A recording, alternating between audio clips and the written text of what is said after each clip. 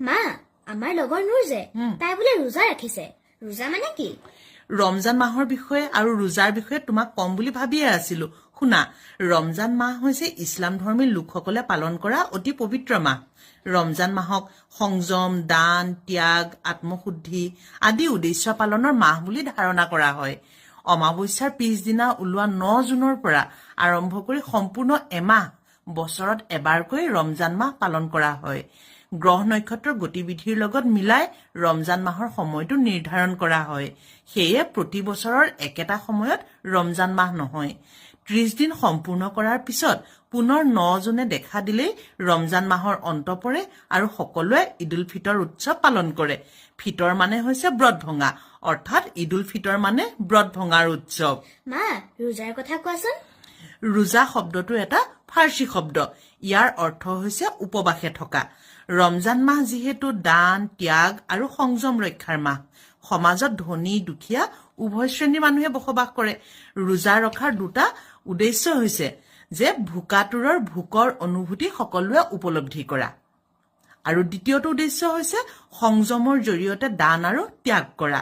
ধুনু, ৰোজা ৰখা সময়ছোৱাত তেওঁলোকে পানী এটুপিও গ্ৰহণ নকৰে। পুৱাৰ প্ৰথম আজানৰ পৰা সন্ধিয়ালৈকে এই ৰোজা পালন কৰে। গধূলি মছজিদ বা নিজৰ নিজৰ ঘৰত মিলিজুলি সুস্বাদু আহাৰ গ্ৰহণ কৰে। এই আহাৰক ইফতাৰ বুলি কোৱা হয়। ইফতাৰত নিজে ভোজন কৰাৰ লগতে আন ভোকাতুৰকো খাবলৈ দিয়ে। আদৰ্শ সমাজত অন্য ধৰ্মাৱলম্বী মানুহেও ইফতাৰ গ্ৰহণ কৰে। মা, আজান মানে প্ৰাৰ্থনা নেকি? প্ৰাৰ্থনা বুলি বুজিব পাৰা। ইছলাম ধৰ্মত 24 ঘণ্টাত 5 প্ৰকাৰৰ আজান দিয়া হয়।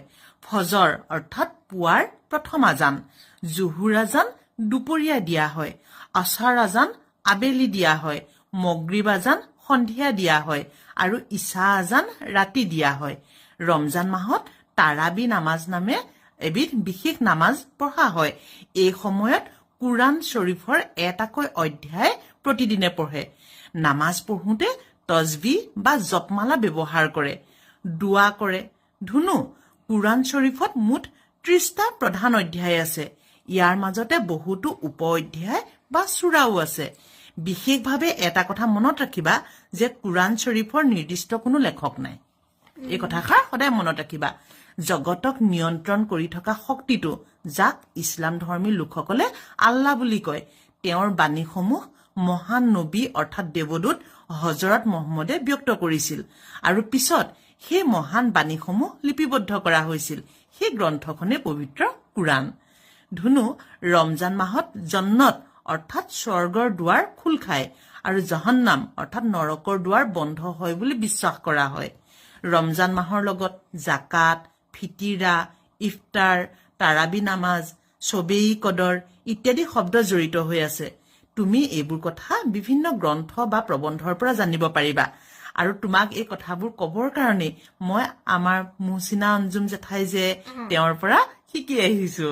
ধুনু, সদায় এটা কথা মনত ৰাখিবা যে আমি নিজৰ সংস্কৃতি আৰু পৰম্পৰা শ্ৰদ্ধাৰে পালন কৰাৰ লগতে আনৰ সংস্কৃতি আৰু পৰম্পৰাকো শ্ৰদ্ধা কৰিব লাগিব।